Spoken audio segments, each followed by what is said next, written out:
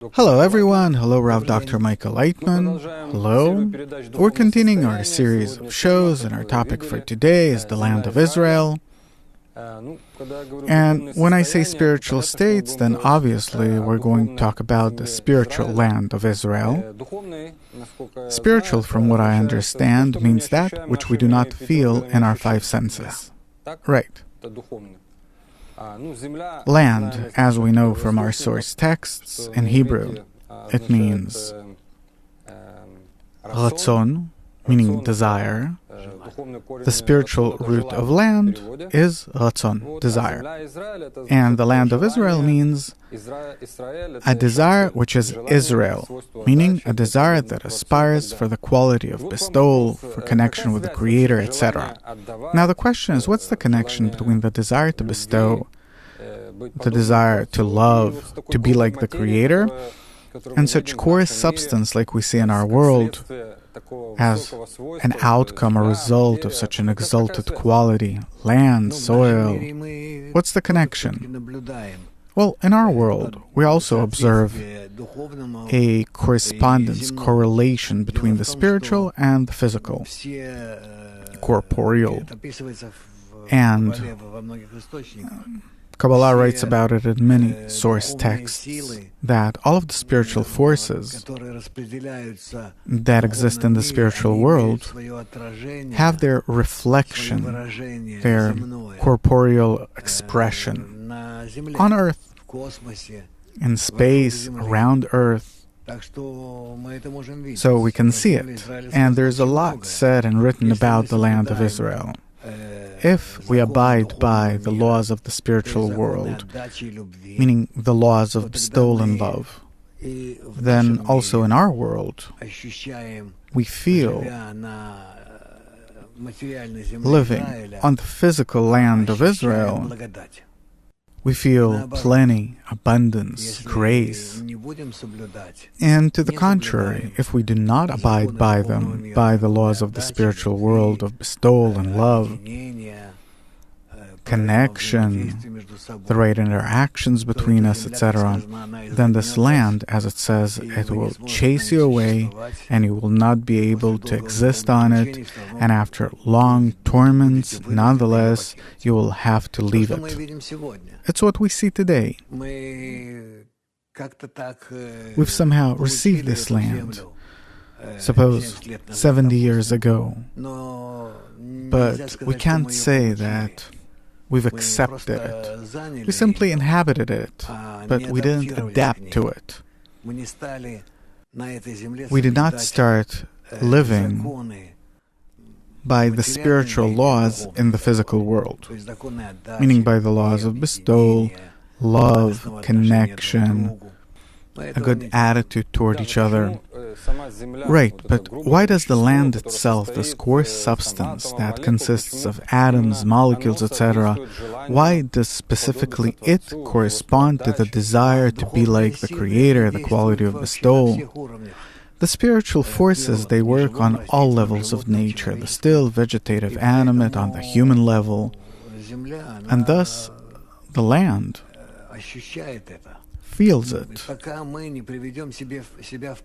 Until we will organize love between ourselves and connection altogether with the entire world, humanity, creation, we will not achieve good states in this world and on this land.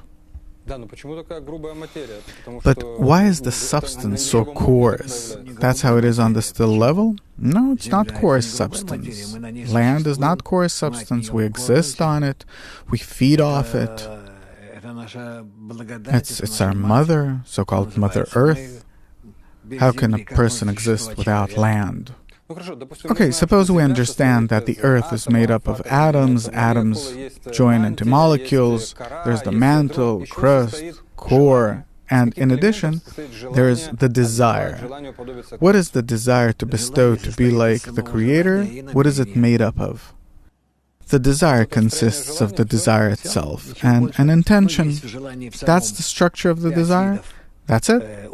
But in the desire itself, there are 5 levels of the desire. That's how they're called: 0, 1, 2, 3, 4. And according to them, there are 5 types of intention. It's all very simple. The main thing is that all your desires will be to the benefit of others. In a newspaper that Bala Sulam wrote in the 1940s, he writes that we, human beings, are in a state of constant development, and he gives an example that just like planet Earth that went through this battle between the two forces, positive and negative, and also the organic matter, etc., etc. The question is, what do we need to come to? What kind of completion? Because as I understand, the still vegetative and animate nature are already perfect, and man did not achieve that yet. Right, the still vegetative and animate nature in and of itself, it exists in wholeness and perfection, but since man is not whole yet, he influences them and projects upon them his bad qualities, and thus both the still vegetative and animate nature also suffers as a result of man. And what does man need to come to? Man needs to become a man, a human being. And man in Hebrew is called Adam. Adam meaning to be similar to. Edame le'elyon in Hebrew, meaning to be like the Creator. This is how we need to be between ourselves and bestowal and love, and then, obviously, we will change and will feel the world that we live in differently. These 2 forces, positive and negative, that are all the time in conflict, how are they expressed, manifested in our world on the human level particularly? We practically don't feel or barely feel positive forces in our world, only in a certain way between friends, relatives, parents and children, in a restricted manner. Or we see them in the instincts of nature, how it instills a good relation attitude, because otherwise there wouldn't have been the continuity of generations, etc. And on the rest of the levels of nature, we don't see these forces.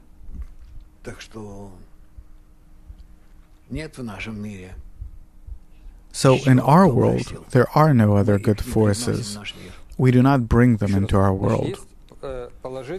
So there's the positive and negative force, and these forces are balanced out on the still level, and thus Earth can exist. This accumulation of substances, because it's balanced, and once it wasn't balanced, there was always this conflict. The same with humanity. As a result, there are all-time wars. There are the forces of, how to put it, good, bad, are in a fight between them all the time. And when they will come into balance, what will happen then? They will come into balance only when man will intervene in their relationship and their oppositeness and will bring them to balance. Then they will come to balance. And what will happen then? Then there will be the balance of all forces of nature, and nature will act to the benefit of all of its inhabitants. Can we say that our desire for the Creator, meaning the quality of bestowal, did not yet completely mature, and thus, as a result, there are constant wars and conflicts? Right, precisely the relations between us determine our relation to the Creator, and that determines all the states of nature on all of its levels. In his newspaper, Bala Sulam writes that the land of Israel is the heritage of the 12 tribes, and the nation are called Jews, since they're the descendants of the 2 remaining tribes, and the 10 tribes disappeared. If the land of Israel is given to us already after 2,000 years, then probably in order to correspond to the root, the 12 tribes need to exist on it or not. They will exist.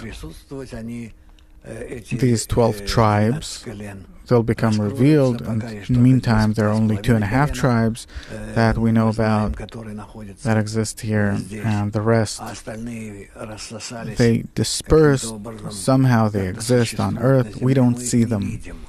We can't determine them because we're not let to feel yet the entire nation, since we can't correctly use the interactions between us. Once I heard you explain that the 12 tribes, and we're examining everything from the spiritual point of view, that the 12 tribes are a structure called Yud K Vav K, which is the structure of our desire, 4 phases of the development of the desire, multiplied by 3 lines. Right. So the question is, am I correctly saying that the Yud K Vav K is the structure of the desire? Yes, every desire consists of 4 phases, and thus the desire of Israel consists of 4 phases, each of which consists of 3 lines. 3 times 4, 12 tribes. But as a result of that, in our world, there were also the 12 tribes, etc. Yeah, exactly.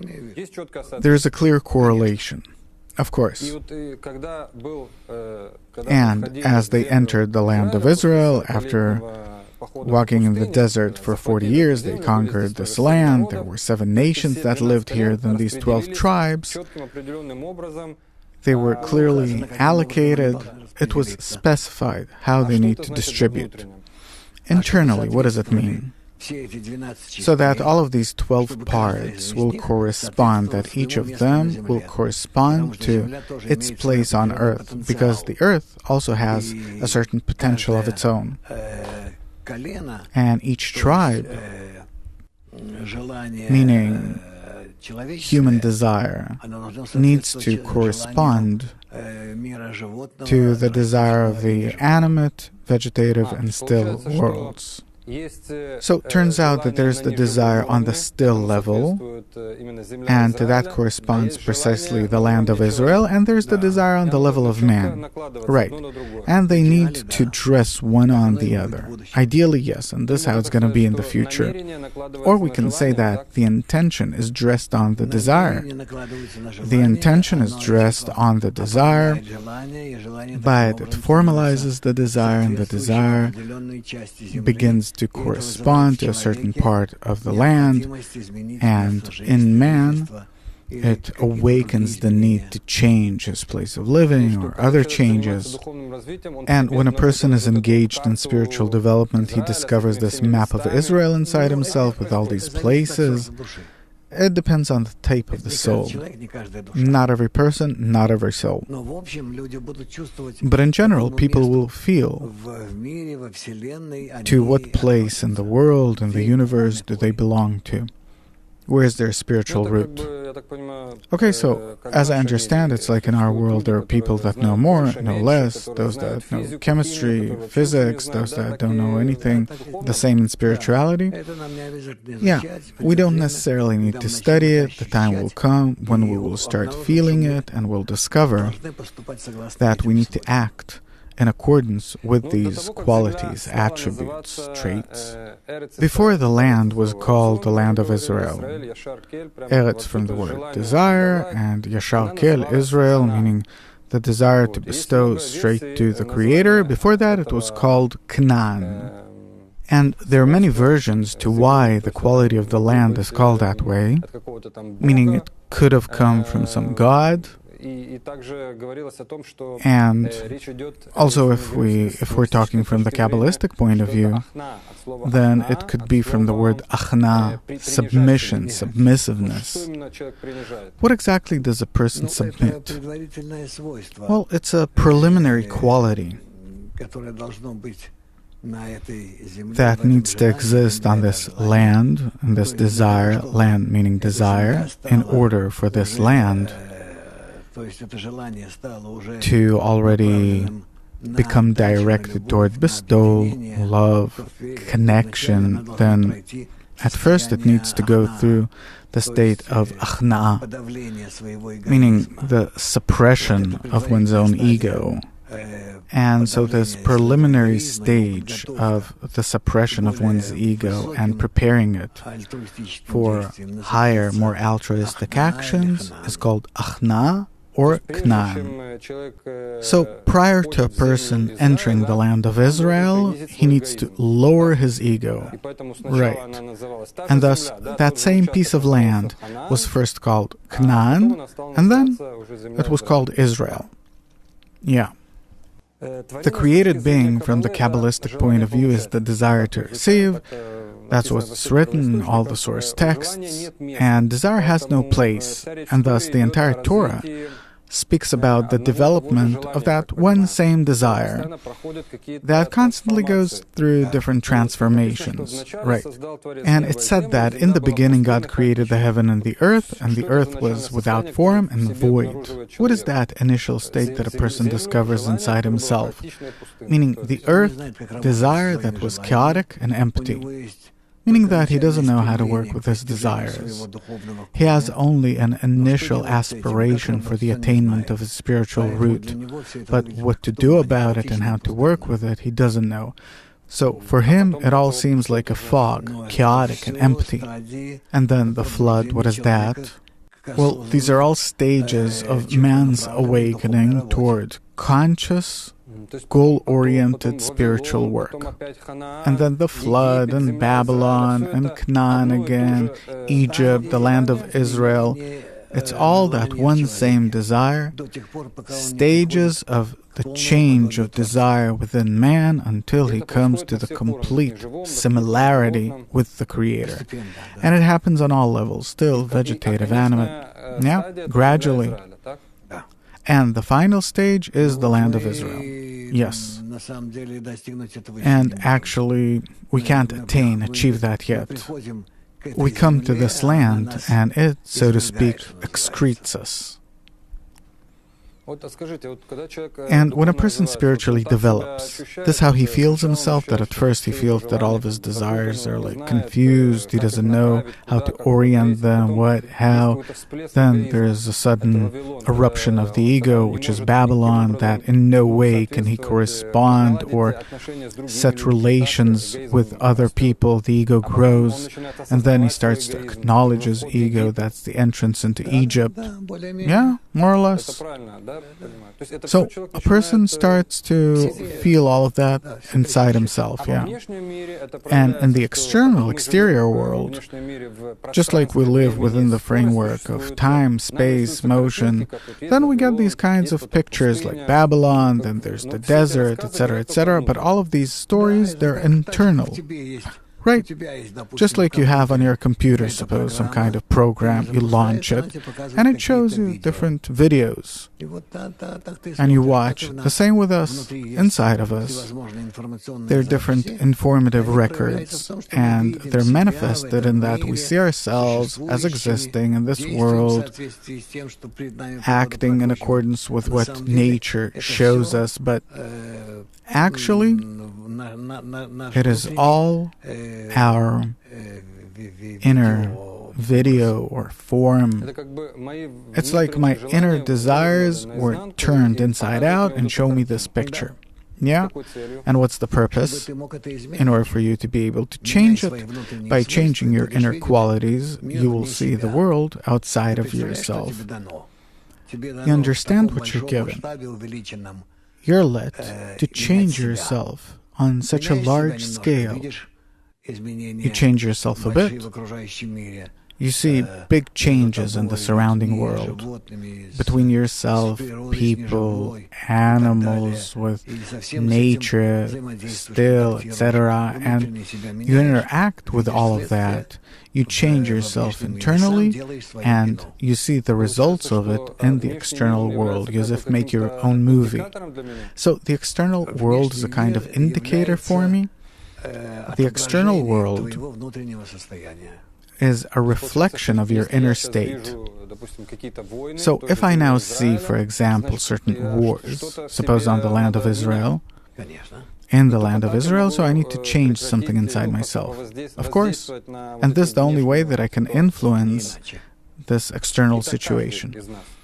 And no other way. And that goes for each of us. Well, each of us, we need to scrutinize all these things, specify them. So it's not that I myself can change something. You need to do something, and he and she, etc. Yeah.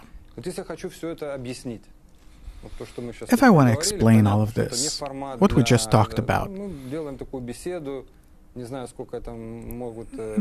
having a talk. I don't know how many people will be able to hear it. If we want to show it all in a good, nice way, I want to tell people about the inner land of Israel or about Egypt. Then which picture is better to show a person on the background of the land of Israel? I have, suppose, the ability to go out, show the land of Israel, deserts, mountains. It's the still degree. There's nothing interesting about it.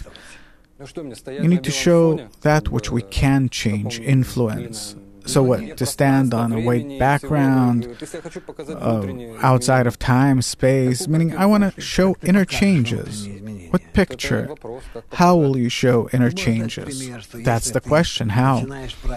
You can give an example that if you start correctly relating to people, to the surrounding, you come to a correct interaction with them, with the still vegetative and animate nature.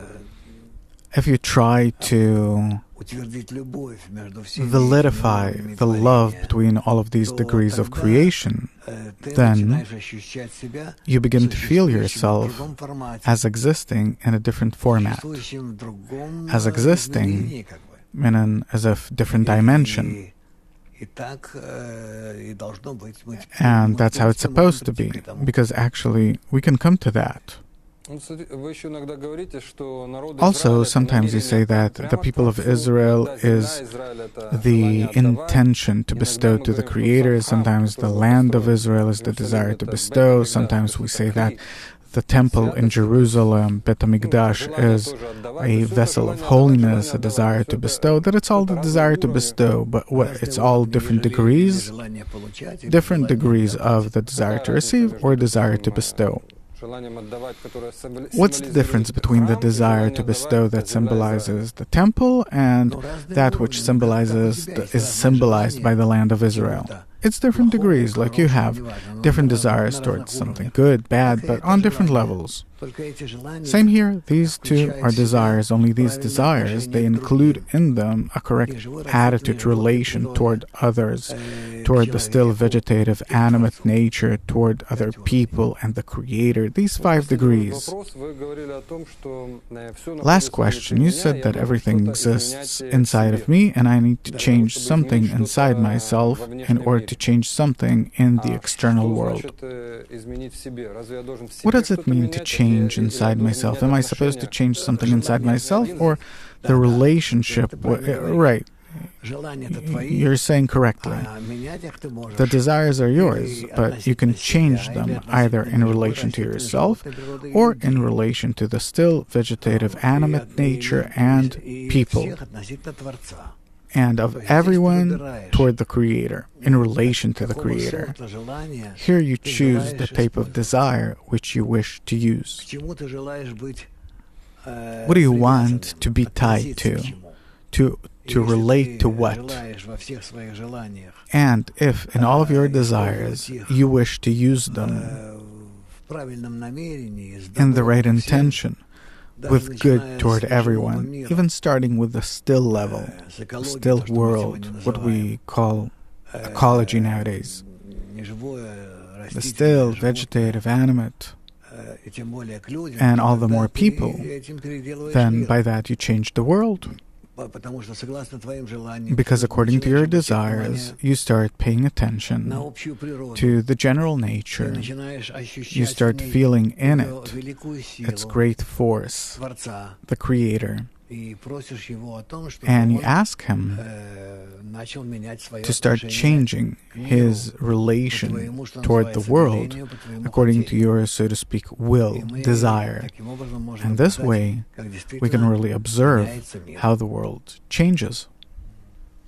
Bala Sulam, in his article, I can't exactly remember, The Last Generation, I think, he says that even though that the land is given today to the people of Israel after a 2,000-year exile, but there can also come a state where once again the Creator or nature will take away this land if we will not correspond to it.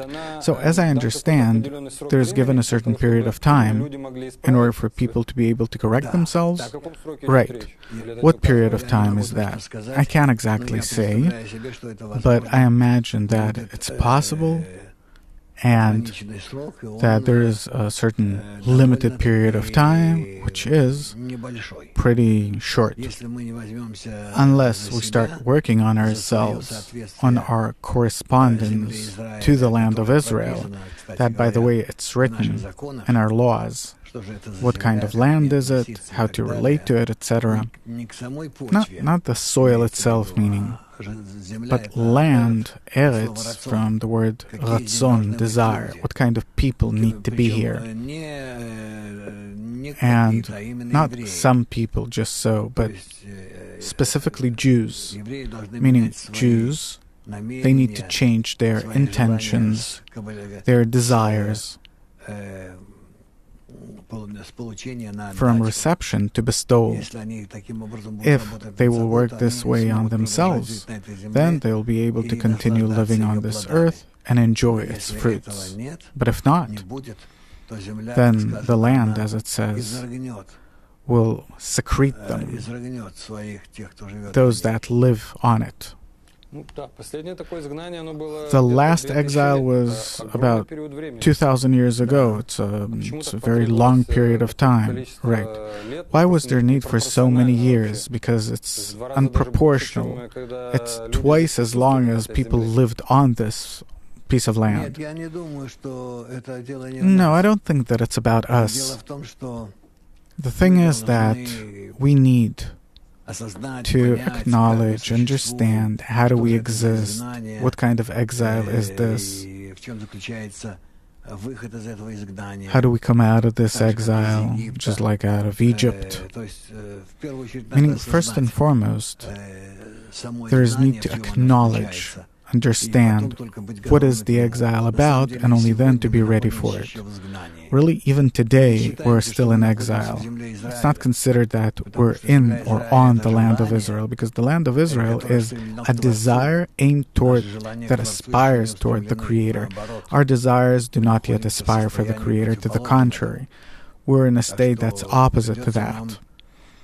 So still, we'll need to try and somehow.